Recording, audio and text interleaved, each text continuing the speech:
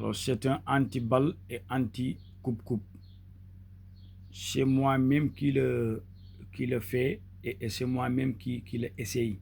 Alors, comme j'ai l'habitude de le faire aux gens, il y en a qui connaissent bien ceci. Ceux qui détiennent cette grille-grille-là, ils le savent très bien. Alors, si tu viens récupérer ton grille-grille, toi-même, tu peux amener ton arme à feu ou bien tu peux amener toutes sortes de métal et tu vas les essayer. Tu vas les essayer sur moi-même avant quoi que ce soit. Je ne suis pas quelqu'un qui vous dit qu'on va essayer sur toi ou bien on va essayer sur autre chose. Non, non. Toi-même, tu essaies sur moi avec votre arme à feu si tu veux. Si tu n'as pas une arme à feu, je vais te donner euh, le nôtre et comme ça tu vas essayer sur moi. Inch'Allah Rabbi Ta'ala. Parce que je sais bien de quoi je travaille et je connais bien de quoi j'ai fait comme travail sur ce gris-gris. Alors, cette gris-gris, avant de venir dans les détails, juste je vais faire une remarque. Que rien ne peut le détruire à part être dans une tombe. C'est-à-dire, si on creuse une tombe où on enterre les morts, et toi, tu te descends dans la tombe en attachant ceci au-dessus au-dessus de vos reins. C'est-à-dire, si tu l'attaches et tu te descends dans la tombe, alors ça, c'est fini. Toi-même, tu sauras qu'il y a quelque chose qui se coupe entre tes reins. C'est-à-dire, ceci va se couper. Si tu attaches ceci et tu descends dans un tombeau pour récupérer un mort et le placer dans sa tombe, alors le gris-gris est gâté. C'est fini. C'est fini. Toi-même, tu vas le sentir depuis tes reins, tu vas sentir que il y a quelque chose qui fait des bruits. Et tu sauras que les choses s'en vont. Les choses n'ont plus là. Alors, c'est de la travail de mystique noire pur et dur. Comme je vous ai dit tout à l'heure, moi, je ne vous fais pas le travail en vous disant allez le essayer ou bien viens, j'ai essayé sur toi. Non, non, toi-même, tu amènes ton arme à feu. Si tu ne l'as pas, tu le trouves ici et tu essaies sur moi. Alors, il y en a ceux qui m'entendent bien. Ils savent de quoi je parle. Peut-être qu'ils ne veulent pas se dévoiler pour que les gens sachent qu'ils détiennent cette grille-grille. Mais il y aura des gens qui connaissent bien ceci. Ils me suivent et ils ont leur part de cela. Ils amènent leur arme à feu, ils les essaient sur moi. Et après, si tu veux, je vous essaie sur vous. Parce qu'il y en a qui sont un peu peureux, même s'ils essaient, même s'ils ont essayé sur moi, après avoir la certitude que c'est bien réel, ils auront toujours peur de leur essayer sur eux-mêmes. C'est parce qu'ils ne le connaissent pas. Parce que si tu ne connais pas quelque chose, tu ne vas pas avoir de confiance. Mais avoir la certitude est la meilleure des preuves.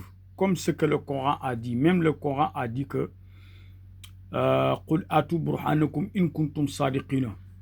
c'est-à-dire, le Coran a dit Qul dit Atu burhanakum, amenez votre preuve. In kuntum sadiqin, si vous êtes vraiment véridique, amenez votre preuve. C'est ce que le Coran a dit.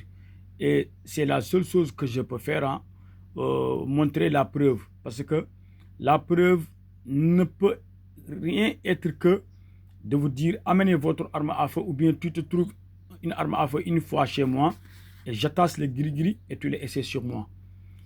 C'est-à-dire l'arme à feu que tu utilises là ne va pas décaler.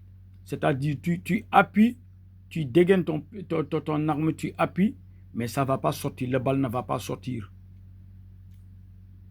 Le balle ne va pas sortir. Ça,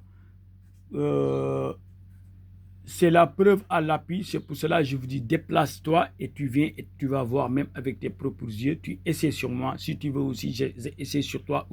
On essaie sur autre chose. On attache le gris-gris et je te donne l'arme à feu et tu fais. Comme ça, pour vous montrer la preuve à l'appui. Comme le dit le Coran, Inch'Allah Rabbi. Alors, à part ces détails-là, je vais vous expliquer les choses dont on a réuni pour faire ce gris-gris de la mystique noire.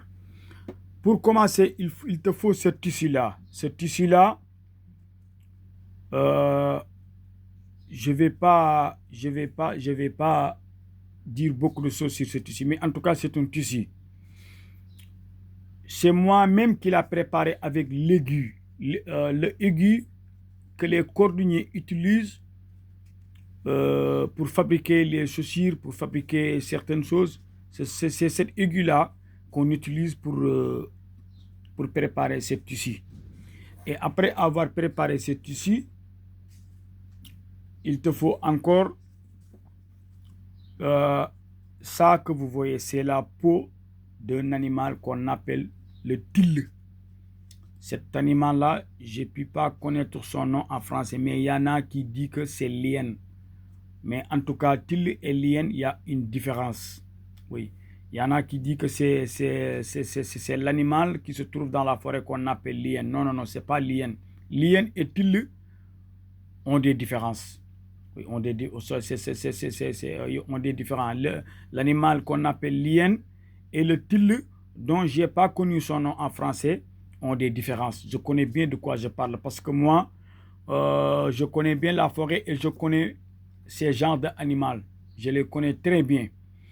D'autres disent que cet animal s'appelle l'hyène. Mais non, c'est faux. Ce n'est pas l'hyène, mais c'est till. Moi, je ne peux pas connaître son nom en français, mais je connais bien l'animal.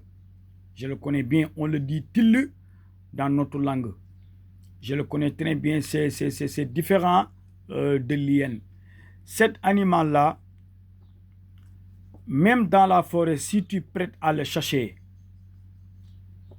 si tu le vois en première et si tu prononces son nom, même si tu le donnes un bal, ça ne va pas percer sa peau. C'est-à-dire l'animal, c'est un animal très mystique même et mystérieux parmi les animaux qui se vivent dans la forêt. On le chasse à cet animal, on le mange aussi parce que ça guérit beaucoup de maladies, cet animal. J'y reviendrai, Inch'Allah Rabbi Ta'ala, concernant les bienfaits de cet animal. Parce que c'est un animal qui a beaucoup d'utilité pour l'humain. Sa viande guérit beaucoup de maladies. Sa viande guérit beaucoup de maladies, cet animal qu'on appelle till. Alors j'y reviendrai, Inch'Allah Rabbi Ta'ala, pour donner les bienfaits de cet animal. Mais aujourd'hui, on se concentre sur la peau de cet animal. Il y a parmi des animaux dans la forêt que si tu prêtes à les chercher, si tu les vois en première, avant qu'ils vous voient, et tu prononces son nom en haut, en disant que voilà le till, il est là-bas. Et si tu tires ton arme à feu, ça ne va pas percer sa peau. C'est un animal très, très mystérieux. Même si tu le tues et tu n'as pas tué spirituellement, tu pourras mourir toi-même. C'est un animal très mystérieux, très mystique même, qui se vit dans la forêt. Si tu le tues et tu n'as pas certaine dimension spirituelle, tu mourras sans doute. Je vous le jure. Alors, c'est la peau de cet animal-là que vous voyez. Alors, on le chasse, on récupère la peau et après, la peau de cet animal-là qu'on va utiliser dans les cimetières. C'est-à-dire, tu vas le laisser quelque part dans les cimetières jusqu'à 7 nuits consécutives. Et après, tu récupères la peau. Et après, tu enlèves tu enlèves tout ce qui est cheveux. Tu les enlèves, les cheveux, jusqu'à ce que ça reste la peau. Et après, tu vas prendre les vins rouges. Je ne sais pas, le vin rouge. Le vin rouge et huile de palme rouge. Huile de palme rouge, on appelle ça en Wolof diwtir. Je vais vous dire quelque chose concernant cette huile de palme rouge. Huile de palme rouge, c'est une huile aussi qui lave l'âme avec spiritualité. Cette huile-là, C'est une huile qui a beaucoup d'utilité aussi, huile de palme rouge. Ça nourrit les bonnes énergies. Et ça dégage les mauvaises énergies. Cette huile rouge, j'y reviendrai, Inch'Allah Rabbi Ta'ala, pour donner des astuces concernant l'huile rouge, Inch'Allah Rabbi, huile de palme rouge. Alors, en mélangeant le vin rouge avec l'huile de palme rouge dans un très grand récipient, et on prend la peau du til et on le met dedans. Et après avoir mis ça dedans, alors on le laisse là-bas jusqu'à 3 jours consécutifs. Et après tu le enlèves et le mettre sous le soleil jusqu'à ce que ça devienne sec. Et comme ça, Inch'Allah, tu pourras s'en bénéficier pour faire les choses. Mais ce qu'on met ça dedans, on a mis quelque chose dedans du tissu. Il ne faut me pardonner parce que mon français n'est pas du tout clair. Je ne suis pas à la hauteur de prononcer bien le français, mais si c'était dans notre langue wolof ou bien en arabe ou bien même en anglais, je pourrais bien me prononcer, mais en français, je ne suis pas à la hauteur à 100%. Alors, ce tissu-là que vous voyez, il y a du trou ici, parce qu'après avoir préparé, il y a du trou ici.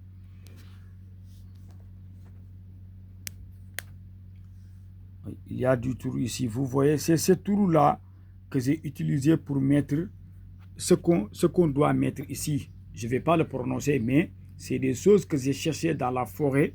On le met ici. Mais avant de le mettre ici, on va chercher la tissu blanc où on prépare les morts. C'est-à-dire, si une personne est morte, on va acheter 7 mètres de percale et on va lui préparer pour lui couvrir avant de le mettre dans sa tombe. Alors, c'est à partir de ces 7 mètres de percale-là, il y aura toujours des restants. Comme ceci, les restants du tissu, ça sera un tissu blanc, mais il y aura des restants toujours. Il y aura des restants, toujours il y aura des restants. Ce sont les restants du tissu blanc où on prépare la mort. C'est-à-dire que tu ne vas pas aller au marché pour acheter un tissu blanc. Non, non, non, non. Il faut que tu trouves quelqu'un qui prépare les morts et tu lui dis s'il y a du restant de tissu blanc où tu as utilisé pour préparer les morts, tu me l'offres et il te l'offre. Ce n'est pas quelque chose de mauvais, ce n'est pas quelque chose aussi de méchant. Il faut juste communiquer avec les gens de quoi tu veux, parce que ce n'est pas quelque chose aussi interdit. Parce que moi, je ne fais pas quelque chose que l'on interdit ou de profaner les choses. Non, non, non, non. Il faut profaner le tombeau des gens. Si tu profanes le tombeau des gens, on va profaner tes tombeaux, toi-même ton tombeau. Alors, il faut communiquer avec les gens et leur faire savoir tes besoins, changements, et comme ça, ils vont te comprendre. C'est-à-dire, quelqu'un qui se travaille dans la morgue, tu lui dis que moi, je veux le restant des tissus blancs que tu utilises pour préparer les morts. Lui aussi, il va te comprendre, il va te le donner, il saura que tu vas l'utiliser pour des domaines mystiques. Il va t'offrir. Et après avoir t'offrir, c'est à partir de ce tissu-là qu'on couvre les choses qu'on a mis ici. Et après, on le met ça dedans. On le met ça dedans. Vous voyez ces 7 différentes tailles. Comme ça, ici, on met, et ici, c'est vide. C'est-à-dire, à chaque fois que j'ai mis un endroit, l'autre sera vide. Vous voyez, l'autre sera vide. Ici, on met, ici, c'est pair. C'est vide. Ici, on le met, ici aussi, c'est vide. Vous voyez, le 3e est là, mais aussi, le 4e est vide. Le 5e est là, mais le 6e est vide. Le 7e est là. Le 7e est là, mais le 8e est vide.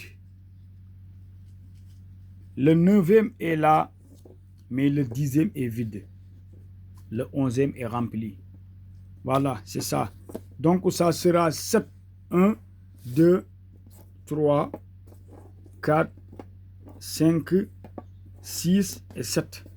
C'est comme ça que ça se fabrique. Et après avoir mis tout ça dedans, j'utilise toujours mon aiguille ou les cordonniers utilisent pour faire les choses. Ça que vous voyez, c'est un fil que j'utilise pour fermer les choses, pour bien les raffermir. Voilà, pour bien les raffermir. Voilà. Et après avoir fait tout ça, Inch'Allah Rabbi Ta'ala, on prend le gris-gris et on le met encore, Inch'Allah Rabbi Ta'ala, dans un endroit jusqu'à 7 différents jours. Et Inch'Allah Rabbi Ta'ala, c'est fini les choses. Ça, tu l'attaches. Si tu viens, toi-même, tu peux essayer sur moi. Comme je t'ai dit, tu amènes ton arme à feu, tu amènes toutes sortes de métal que tu possèdes. Toutes sortes de métal que tu possèdes, tu peux l'amener. Et tu essaies sur moi. Et si ça te console pas comme preuve, on essaie sur toi. Ah oui. Et si ça te console pas aussi comme preuve, tu essaies sur autre chose dont tu as la certitude. Pas de problème. Inch'Allah Rabbi Ta'ala. Alors, c'est ce mystique-là que je vous ai amené parce que cet animal-là est un peu rare. L'animal là qu'on utilise sa peau, qu'on appelle tille, qui est un peu semblant à l'hyène et un peu rare à trouver dans la forêt. Et même si tu le trouves, il y a certaines zones là, si tu chasses, on va vous arrêter parce que les eaux et forêts là, ils interdisent de tuer certains animaux. Oui, c'est pour cela, c'est très difficile de trouver cet animal pour pouvoir bénéficier de sa peau. Pour faire certains gris-gris. J'y reviendrai, Inch'Allah Rabbi Ta'ala, pour faire beaucoup plus d'explications, surtout concernant la viande de cet animal qu'on appelle tille.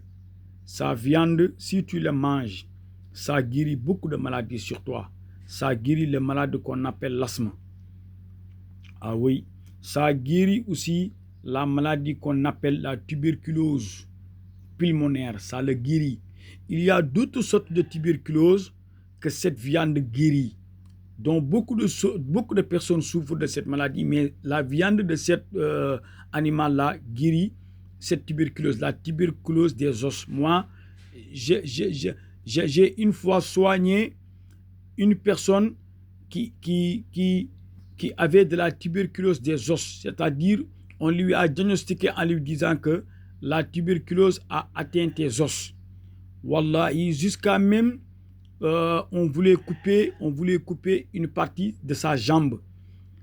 Et il m'a raconté tout et je lui ai dit que faut pas accepter qu'on coupe ta jambe.